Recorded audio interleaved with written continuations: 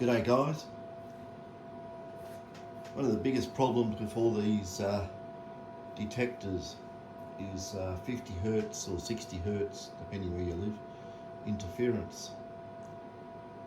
And yeah, been doing a bit of work on trying to remove that interference from affecting the detectors.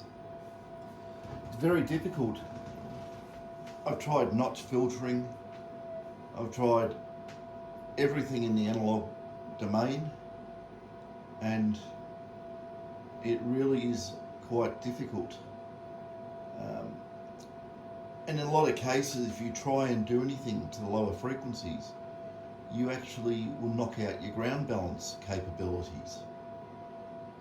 So it's a bit of a very steep curve.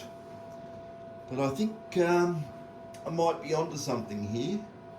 Don't know if you can see on the oscilloscope there, that's the signal basically straight out of one of the op amps on the front end of the detector. And you can see all those spikes and the wiggles and carry on. That's the 50 hertz just everywhere, you know. Every piece of equipment on the bench there is AC coupled, you know, to the mains, and yeah, it just brings in all this noise. But can you notice one thing? The detector's quiet and it's running standard gain. It is in cancel mode because I don't want to amplify all that noise, and you know, you can't make anything from it. But even in cancel mode,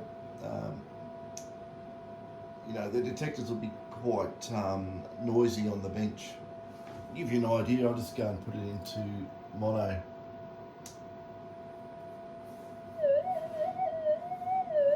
Even though it's in mono mode, the amount of electrical interference is not that great.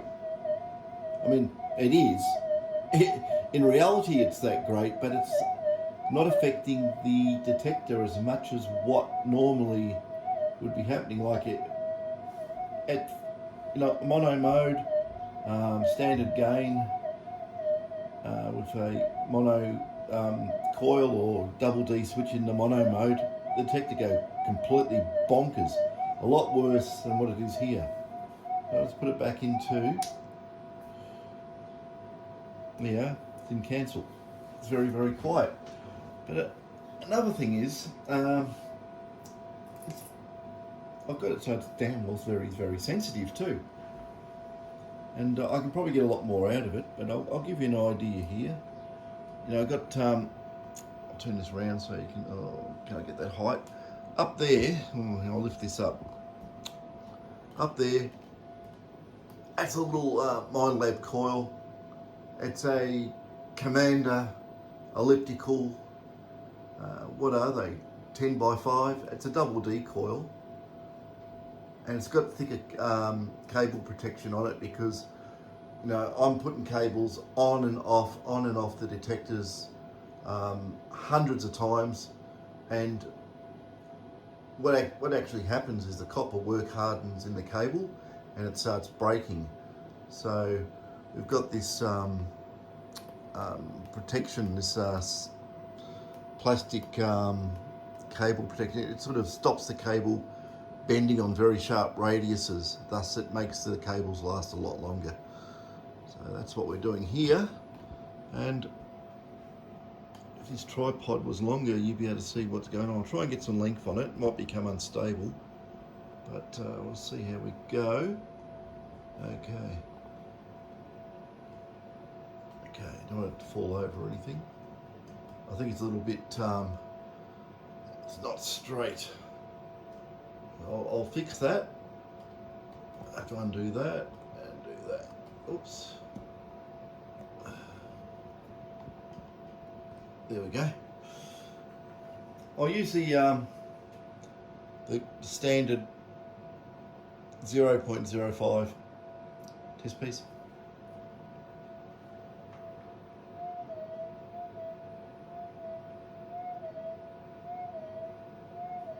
You can hear that. I'll turn it up a little bit.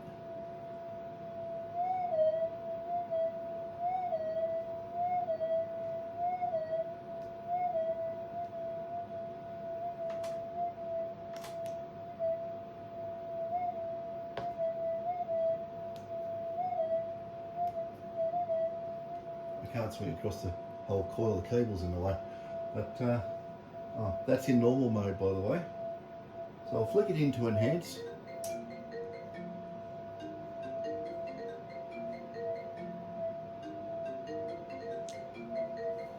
Someone's trying to call me. I'll get rid of that. That's the trouble of using a phone.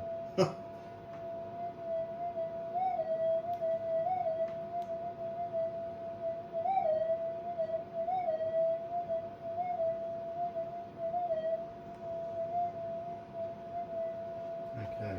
Now I'll turn off the mains. So I'll kill everything on the bench.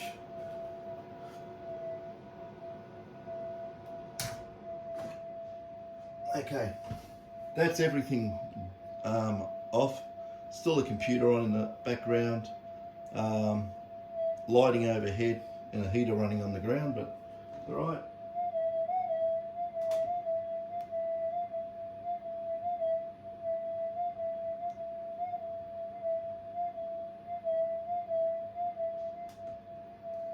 Okay, I'll put it in the mono mode. Okay, the detector's in mono. Now, it's going to pick up interference, of course. But the interesting thing is, the interference response is greatly dampened.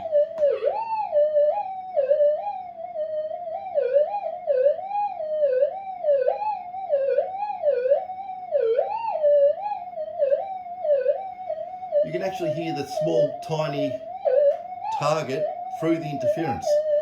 You know, out in the field you wouldn't have this noise, so it'd be a lot better. But and I'll just try the 0.1.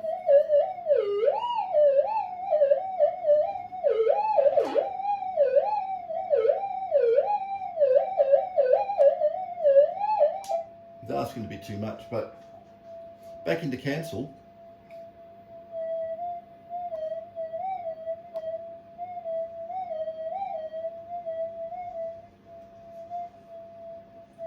Put it into normal mode.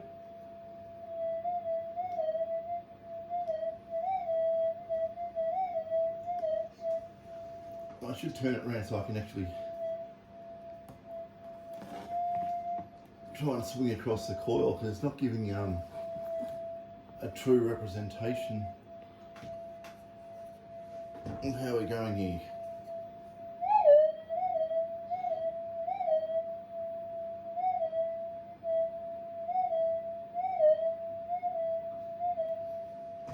Now the other interesting thing, I'll turn this down. The other interesting thing on cancel is that the way the coil windings are on transmit and receive are different resistances, and for cancel to work correctly, everything has to be the same. If you start getting offsets, cancel won't work properly, it'll start letting noise in. So there's always been an offset in these detectors. I actually fixed that offset. It helps greatly when you've got both channels. Hang on, I'm saying stuff without explaining it, because I know what's going on, no one else does, of course. When you get one of these GPXs and you put a mono coil onto the detector, it uses both, there's two input channels on the detector, and it uses both in parallel. When you have two amplifiers operating in parallel and everything is matched, there should be an improvement of 3 decibels. So it should be 3 decibels quieter. It's very quiet at the moment. But what actually happens on a standard detector is you put a mono coil on the detector and then you use double D mode. Now what does double D mode do? Double D mode switches out one of the audio amplifiers, and they're no longer paralleled. One's basically doing nothing. But this is the interesting thing. Why does the sensitivity go up? It's been a baffler for many, many years, and it actually is a mismatch in the multiplexing of the detector just after the amplifier stages. But you rectify that. Also, you can offset the gain in the amplifier chain or in the actual multiplexing part of the detector. You can offset that to compensate for the higher resistance windings in a double D coil on the receive windings. The receive windings are thinner. It's probably more, I've never counted them actually, but I think there's more turns to get more signal coupling, and all this throws the detector out of balance if you're trying to run the detector in cancel mode. But yeah, that's all been taken care of, and let's try this detector too. I'm just going to turn, I'll put it back on the detector so you can see what I'm fiddling with here. Hang on, I'll drop this down. There we go. What I'll do, I'll turn the gain. Where is it? I went the wrong way as usual. Okay, gain's currently at 9. Gain's at 15.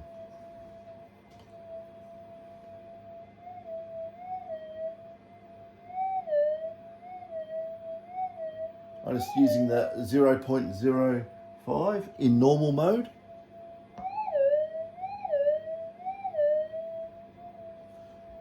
It's quite good. Put the detector into enhance.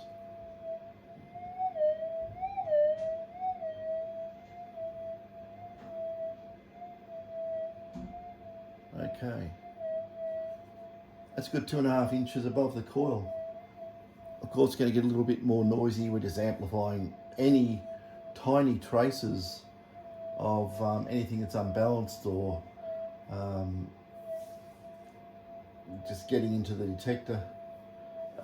You know, it's sitting there. It hasn't even got its case on. It's unshielded. You're going to get all sorts of strange effects. Also, just so I could work on this, I've got extremely long leads coming out of the circuit board to my boards. It's technically a big no-no to do that. It's going to add stray capacitance, stray inductance. It's going to add inductance, stray capacitance. It's going to cause a lot of upset there, just floating around like that. You can just touch them, and yeah. The other thing too, I've got the oscilloscope probe on one channel, also causing unbalance. Yeah, we can get these detectors very quiet. I can still get a lot more gain out of this detector. I should do that. I'll just turn that off. So yeah, hearing that all day drives you bonkers. So yeah, still a lot of scope to improve the performance of the original run of pulse induction detectors. You know, no fancy,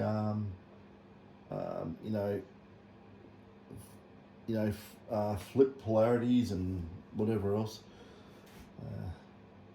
Yeah. What else can I say? I'm going to miniaturize all this, and I'm going to put it into the detector.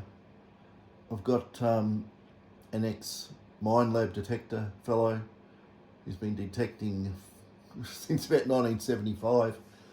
He's going to go out and test this and give me some feedback, and we'll see how we go with that. He's currently got a detector which I did probably about maybe 18 months ago, and he said it's the best detector he's ever used in his life, and he's used a lot of detectors. Yeah. I won't say his name. He does want to keep a low profile. It's very important, but yeah, all very good. So yeah, this is only a first run, trying some ideas out, and seems to be quite good. So you should be able to eventually, with these modified detectors, detect right under power lines and whatever, and the earth return systems as well. They make havoc for the detectors out in the goldfields where you got single wire earth return systems running across the farmers' paddocks. So yeah, I was going to waffle on otherwise, but anyway, that's that. That's where we're up to, and we'll keep on keeping on. Catch us later.